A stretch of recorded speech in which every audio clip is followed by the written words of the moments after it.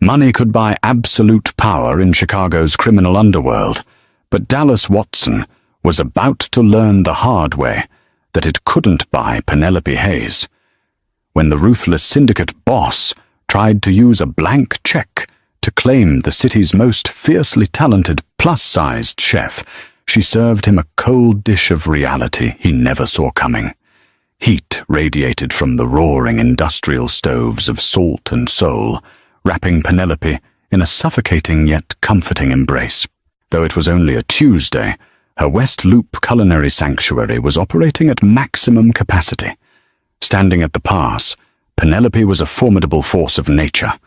Weighing well over 250 pounds, she carried her soft, heavy physique with unapologetic command. Her apron was dusted with flour, her thick thighs chafed beneath heavy cotton trousers, and her cheeks flushed crimson from the oppressive heat. She was exhausted, unapologetically fat, and an absolute genius with flavor. Table 4 needs the braised short rib, Tommy.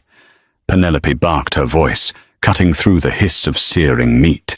And if you over-reduce that wine sauce again, I will personally throw you in the dumpster.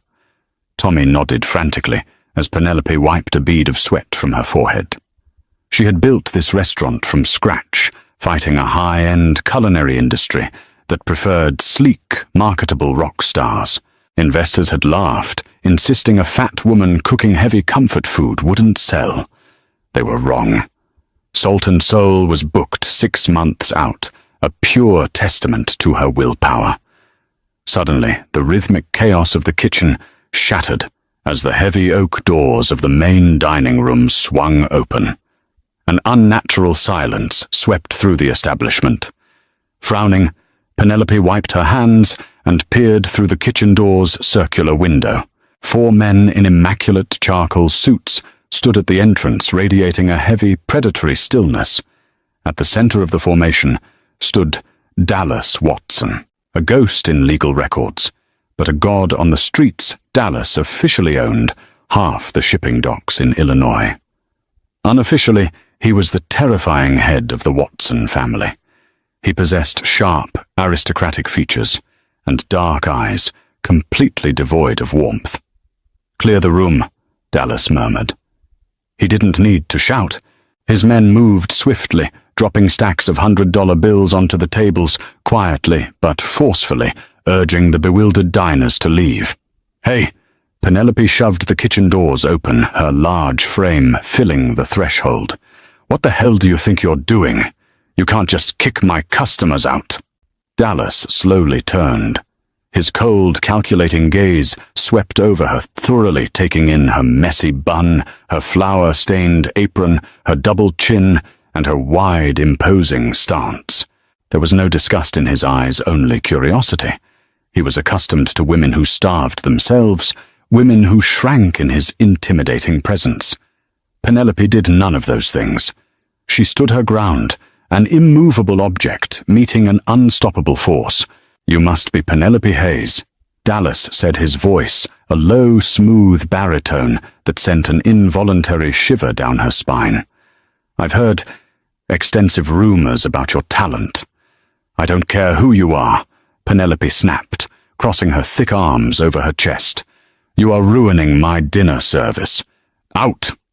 Dallas chuckled a dry sound, lacking any real humor. He stepped forward, pulling out a chair at the best table in the center of the now empty room. He sat down, crossing one leg over the other. "I am Dallas Watson," he stated simply, expecting the name to strike terror into her heart. "Congratulations," Penelope shot back without missing a beat. "Do you want a medal, or do you want to pay for the meals you just ruined?" A flicker of genuine surprise crossed Dallas's stoic face. One of his guards stepped forward, his jaw tight, but Dallas raised a single finger, halting the man in his tracks. "I want to eat," Dallas commanded softly. "Serve me your best. If the rumors are true, I'll make you a very wealthy woman tonight." Penelope stared at him, her chest heaving with indignation. A smart woman would have called the police. A cautious woman would have locked herself in the kitchen. But Penelope's pride was her greatest weakness. She wanted to wipe that smug, entitled look off his face, the only way she knew how. "Fine," she hissed. "Sit there. Don't touch anything." For the next 2 hours, Penelope waged war on a plate. She sent out course after course. Pan-seared scallops, swimming in a brown butter and sage emulsion. A rich, dark truffle risotto that coated the spoon like velvet. A dry-aged ribeye cooked to a perfect medium rare, resting over a bed of whipped parsnip puree. She poured every ounce of her frustration, her passion, and her skill into the food. Dallas ate in silence. He didn't look at his phone. He didn't speak to his guards. He gave the food his absolute, undivided attention. When he finally finished the dessert, a decadent, dark chocolate lava cake with a sharp raspberry coulis, he wiped his mouth with a linen napkin and gestured for her to approach. Penelope walked out of the kitchen, her feet aching her heavy body, tired but her spirit defiant.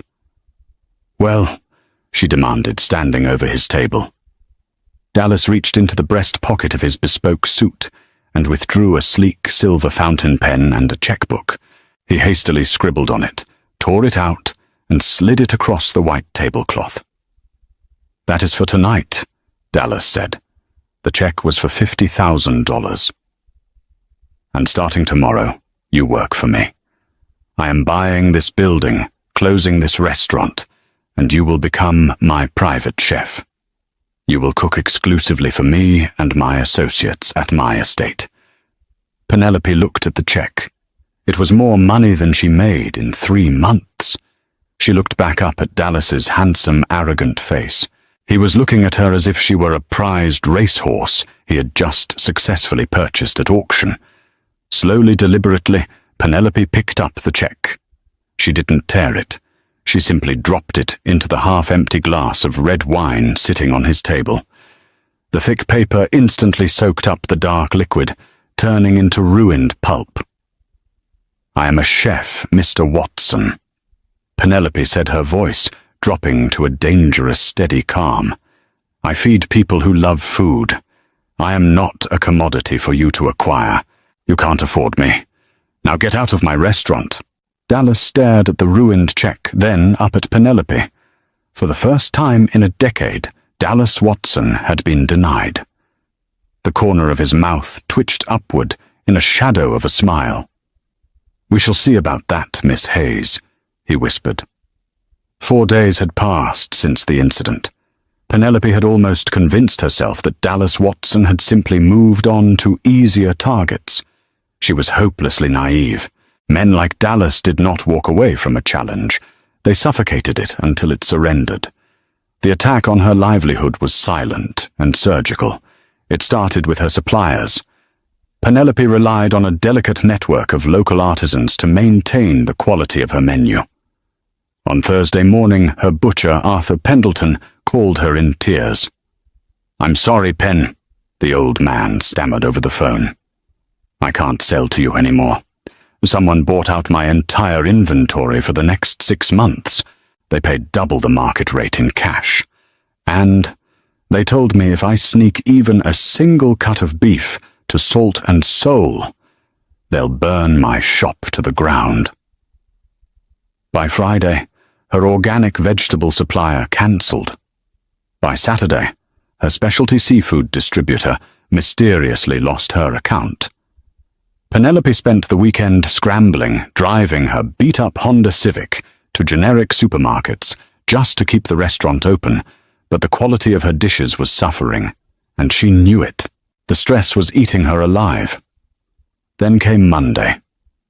Penelope arrived at her cramped second-floor apartment in Logan Square to find 2 massive delivery trucks blocking the street. A crew of workers was currently hoisting a crate through her large bay window. "Stop, what are you doing?" she yelled, sprinting up the stairs, her heavy chest heaving with exertion. Inside her tiny living room sat a brand-new, custom-built, matte black Le Cornu cooking range. It was a masterpiece of French engineering, easily worth $60,000. Resting on top of the pristine burners was a small black velvet box and a heavy cardstock envelope. Penelope ripped the envelope open. The handwriting was sharp and aggressive. A chef of your caliber deserves the proper tools. Consider this an appetizer. My offer stands. The main course awaits at the Aura Club tonight at 9 p.m. Dr. Penelope's hand shook with a mixture of profound rage and a terrifying sense of helplessness. He was systematically destroying her life just to rebuild it in a cage of his own design. He looked at her fat body, her struggling business, and assumed she was desperate for a savior. He thought he could break her spirit by removing her independence, then buy her compliance with shiny things. She opened the velvet box. Inside rested a diamond pendant, so large it caught the afternoon sun and painted rainbows on her cheap apartment walls. "He thinks I'm a joke," Penelope whispered to herself, tears of hot anger pricking the corners of her eyes. "He thinks I'm a pathetic, desperate woman." She snapped the box shut. She didn't change out of her flour-dusted jeans and her oversized black sweater. She grabbed the velvet box, shoved it into her purse, and marched back out the door. The Aura Club was a notorious front for the Watson Syndicate, an ultra-exclusive casino and lounge operating behind the facade of a private gentleman's club downtown. Penelope marched past the velvet ropes, ignoring the protests of the imposing bouncers. Her sheer momentum and furious expression made them hesitate just long enough for her to push through the heavy gold doors. Inside the club was a symphony of dark mahogany cigar smoke and clinking crystal. High rollers sat at velvet-draped tables. Penelope, large, disheveled, and radiating fury, stuck out like a sore thumb among the sleek, surgically enhanced women draped over the wealthy patrons. Before she could locate Dallas, a man stepped directly into her path. He was younger than Dallas, with slicked-back dark hair and a razor-sharp smile that didn't reach his cold, calculating eyes. He wore a maroon suit that screamed expensive confidence. "Well, well," the man purred, looking her up and down with blatant amusement. "You must be the famous culinary holdout. Penelope, isn't it?" "Move out of my way," Penelope growled, trying to step around him. The man smoothly sidestepped, blocking her again. "I'm Landon Brooks, Dallas's associate." Landon leaned in close, the scent of expensive cologne and danger washing over her. "I have to admit, when Dallas said he was obsessing over a chef, I pictured someone a little more conventionally delicate. But you're robust. You have fire. I see why he's losing his mind." "I am not here to chat with the henchman," Penelope snapped, clutching her purse. "Where is he?" Landon's eyes flashed with a momentary darkness at the word henchman, but his smile remained fixed. "He's in the VIP lounge upstairs. But word of advice, Penelope. Dallas likes to break his toys. He enjoys the struggle. If you want to survive him, you might need a friend who understands how his mind works. Someone who can help you push back." Landon slipped a sleek black business card into the pocket of her oversized sweater. "Keep it. You're going to need it." Penelope ignored him, pushing past his shoulder and marching up the grand glass staircase. She found the VIP lounge easily. It was guarded by two men who surprisingly stepped aside when they saw her coming. She pushed the heavy doors open. Dallas was sitting on a plush leather sofa, a glass of amber liquid in his hand, looking out over the flashing lights of the city through floor-to-ceiling windows. He looked incredibly isolated, like a king surveying a conquered, empty kingdom. He turned his head as she entered. A genuine, dangerous smile spread across his face. "You wore the necklace?" he asked, his voice smooth as silk. Penelope reached into her purse, pulled out the velvet box, and hurled it across the room. It struck Dallas square in the chest, bouncing onto the plush carpet. I am not your toy. Penelope spat, her voice echoing in the quiet room. I am not some fragile little doll you can starve out and buy back with diamonds and appliances. Dallas set his glass down, the smile fading from his lips, replaced by a dark, intense focus. He stood up slowly, closing the distance between them. Despite her height and size, Dallas towered over her, his physical presence overwhelming. You are losing your suppliers, Dallas said softly, stopping mere inches from her. You are buying subpar ingredients. Your reviews will drop. Your restaurant will fail, Penelope. I am offering you an empire, a kitchen with an unlimited budget, total security.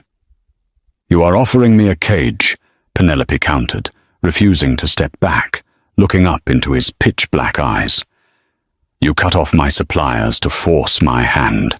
You think because I'm a fat woman who struggles to make rent, I should fall to my knees and worship the ground you walk on just because a billionaire looked my way.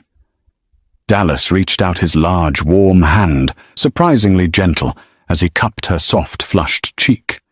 Penelope flinched, but she didn't pull away, paralyzed by the raw intensity rolling off him. I don't look at you and see weakness, Penelope. Dallas whispered, his thumb tracing her jawline. I see a queen who is settling for a peasant's life. I want to consume your fire, and I always get what I want. Not tonight, she whispered back, slapping his hand away. If you want my food, you make a reservation. If you want my heart, you'll find it's not for sale. Tonight, Mr. Watson, you can starve. She turned on her heel and stormed out of the room, her heart pounding furiously against her ribs. She had just declared war on the most dangerous man in the city, and as her hand brushed against the business card Landon Brooks had slipped into her pocket, she realized she was entirely surrounded by predators. Desperation is a bitter ingredient, and Penelope Hayes was forced to swallow it whole.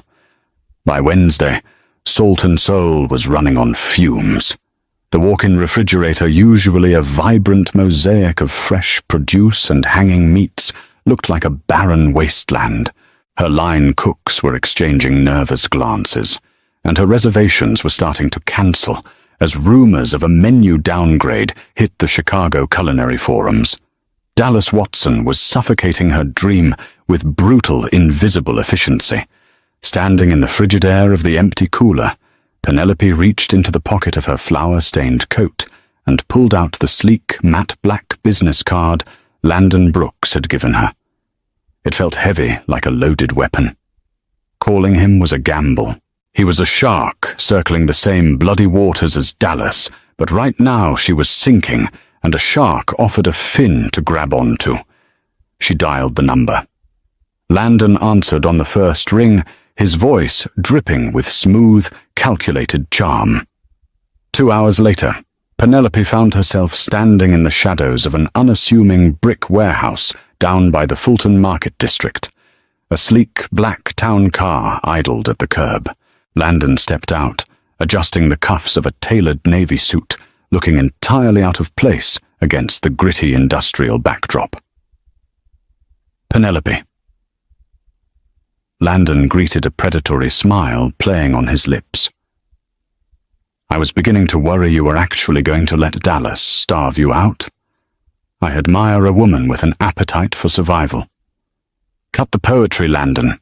Penelope said, her arms crossed firmly over her large chest.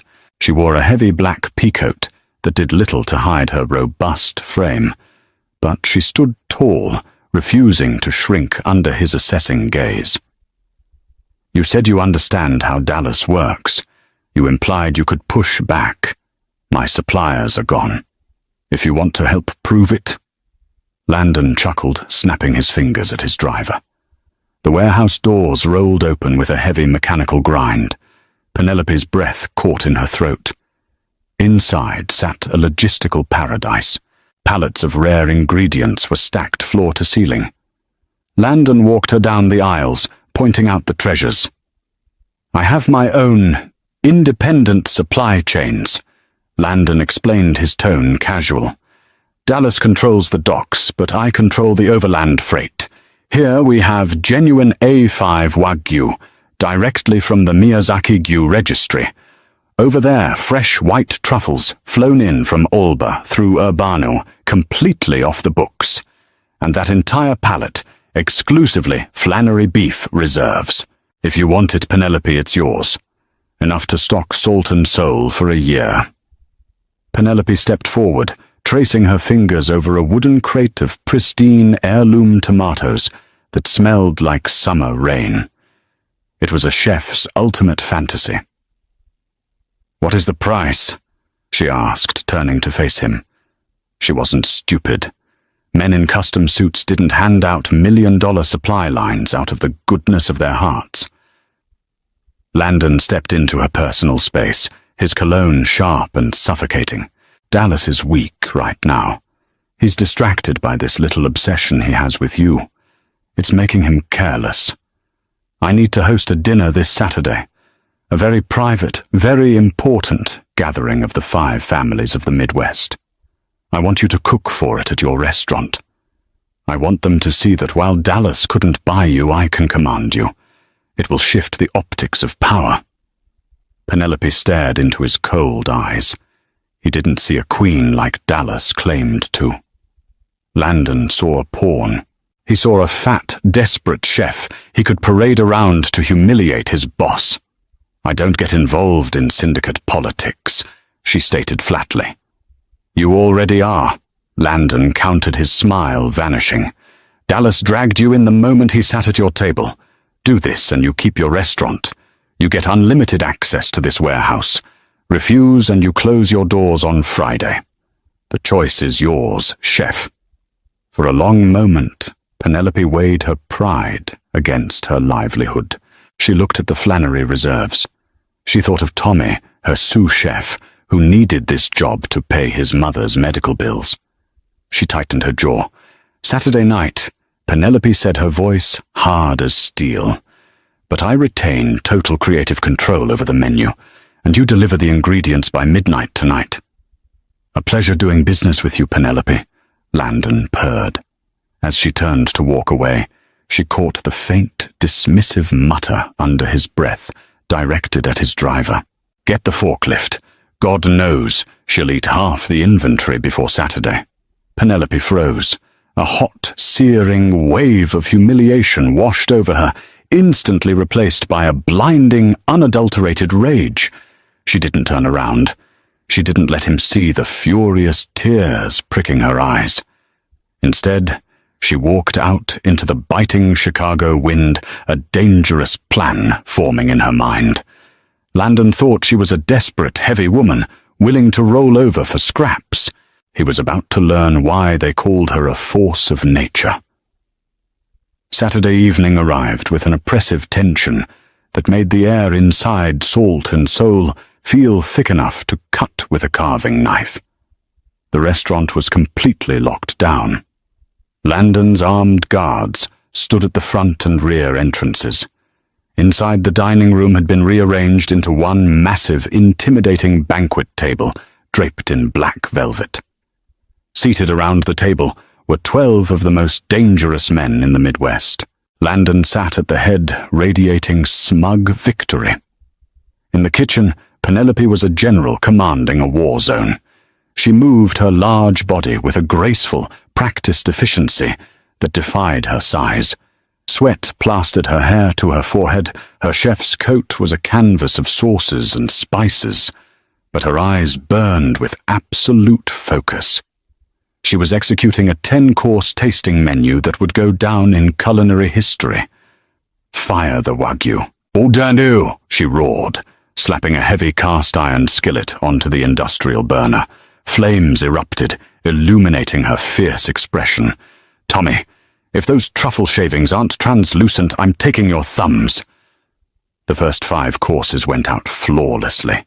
The dining room was filled with the sounds of clinking silverware and low murmurs of profound approval. Landon was soaking in the praise, bragging loudly about how he had tamed the wild beast of the West Loop. Penelope was plating the 6th course, a delicate butter-poached lobster tail with a sweet corn foam, when the heavy kitchen doors swung open. It wasn't a waiter. It was Dallas Watson. The kitchen went dead silent. Tommy dropped his tongs. The line cooks shrank back against the stainless steel prep tables. Dallas was dressed in a pitch-black suit, looking like the Grim Reaper himself. He didn't look at the terrified staff. His dark, intense gaze locked immediately onto Penelope. "You look beautiful in your element," Dallas said, his voice easily cutting through the hiss of the stoves. Penelope didn't flinch. She picked up a pristine white towel, wiped the rim of a plate, and looked him dead in the eye. "You're trespassing in my kitchen, Mr. Watson. Health code violation." Dallas stepped closer, completely ignoring the massive butcher knife resting inches from her hand. "Landon is playing a dangerous game, Penelope. He believes this dinner makes him the new king. He thinks you are his crown jewel. I told you I don't share. I am nobody's jewel." Penelope hissed, her chest heaving as she stepped up to the pass, bringing her face inches from his. "Your associate bought my survival because you tried to starve me out. And then he mocked me behind my back. You both think you can push me around because of my size, my bank account, or my gender. You're both wrong." Dallas's eyes darkened, a dangerous tempest brewing in his irises. "He mocked you." Before Penelope could answer, Landon shoved through the swinging doors, his face flushed with anger and wine. "Dallas, you weren't invited to this tasting?" Dallas didn't even turn his head to look at Landon. He kept his eyes locked on Penelope, a terrifying calm settling over his features. "Landon, you insulted the chef. Apologize." Landon scoffed, a nervous, arrogant sound. "Are you kidding me? You're losing your grip, Dom. The boss is out there. They're eating from my hand. And this oversized cook works for me now.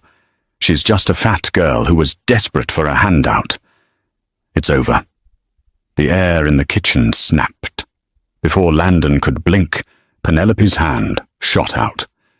She didn't grab a knife. She grabbed the piping hot, heavy cast-iron skillet, resting on the burner. With a terrifying roar of pure strength, she hurled it.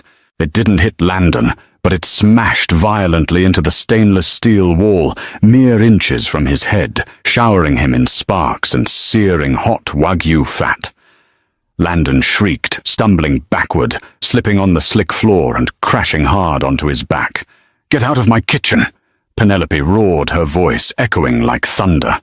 She grabbed her 10-inch Wusthof chef's knife and pointed it squarely at Landon's chest as he scrambled on the floor. "You want to play king? Do it in the street. You think my weight makes me weak? I carry 260 pounds of pure armor every single day while I build an empire from scratch. You are a pathetic parasite in a cheap suit." Landon stared at her, terrified, then looked up at Dallas for help. Dallas was smiling. It was a genuine, breathtaking smile full of dark awe. "You heard the chef, Landon," Dallas whispered, finally turning to his treacherous underboss. "Leave, and tell the men in the dining room that I will be joining them for the final 4 courses. We have restructuring to discuss." Landon scrambled to his feet and fled through the doors, a broken, humiliated man. The kitchen was silent again, save for the hum of the ventilation hoods. Penelope stood there, breathing heavily, the knife still clutched in her hand. She slowly lowered it, turning her furious gaze back to Dallas. "If you think this means I'm yours, you are delusional," she warned, though her voice shook slightly from the adrenaline. Dallas stepped right up to the pass. He reached out gently, wrapping his large hand around her wrist, taking the knife and setting it aside. He didn't look at her body with disgust, nor with the cheap, mocking lust of men like Landon. He looked at her with absolute, unwavering reverence. "I don't want to own you, Penelope," Dallas murmured, his voice a low rumble. "I realized that the moment you ruined my check, Caging a fire like yours would only extinguish it. I don't want a toy. I want an equal. Penelope narrowed her eyes. I don't partner with the mob. Then partner with a silent investor. Dallas countered smoothly, stepping around the pass and entering her space. He was so close she could feel the heat radiating from him. I will reinstate your original suppliers. I will buy this entire building and sign the deed over to you. Salt and Soul remains yours. Total creative control. You cook what you want, when you want. And what do you get out of this alleged charity? She asked, her heart hammering against her ribs. Dallas reached up gently, brushing a stray lock of hair from her sweaty, flushed cheek. Table 4, reserved for me every Tuesday night, and the privilege of knowing the most formidable woman in Chicago. Penelope looked into his eyes. She saw the danger, the violence of his world, but she also saw a man who had finally recognized her true worth, refusing to diminish her size or her spirit. She was a chef who thrived on heat, and Dallas Watson was a walking inferno. I don't do free meals, Watson, Penelope whispered, her lips curling into a triumphant smirk. I wouldn't dream of it, chef, Dallas replied, his gaze dropping to her lips. Now is the lobster getting cold. Penelope Hayes proved that true power isn't about fitting into a mold. It's about breaking the mold over the head of anyone who dares to underestimate you. She kept her empire, her curves, and her fierce independence, serving up the ultimate revenge on a silver platter. If you loved this intense Mafia romance drama, hit that like button, share Penelope's fierce journey with your friends, and subscribe for more thrilling, real-life inspired stories